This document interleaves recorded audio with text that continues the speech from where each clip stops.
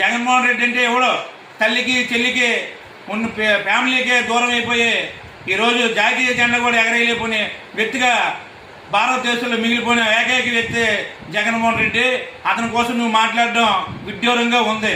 రాష్ట్రం పేదలు నవ్వుకుంటున్నారు మిమ్మల్ని చూసి. మీకు రేపు రాబోయే పంచాయతీ ఎలక్షన్లో, జడ్పీటీ ఎలక్షన్లో డిపాజిట్లు ఉండవు. ఈరోజు కడపలో స్వతంత్రం వచ్చింది, అలాగే రాబోయే రోజులు కూడా వస్తుంది.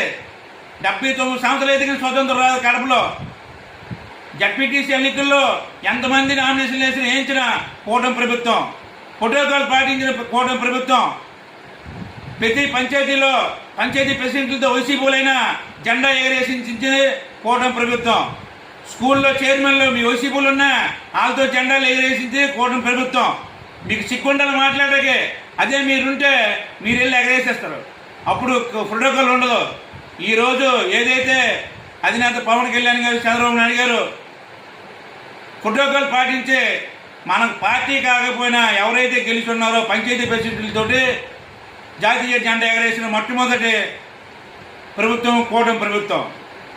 అందరూ స్వతంత్రంగా ఉన్నారు. పార్టీలు పక్కన పెట్టి దేశం కోసం పనిచేయాలి. అందరూ జెండా ఎగరేసినప్పుడు అన్ని పార్టీలు ఒకటి అవ్వాలి.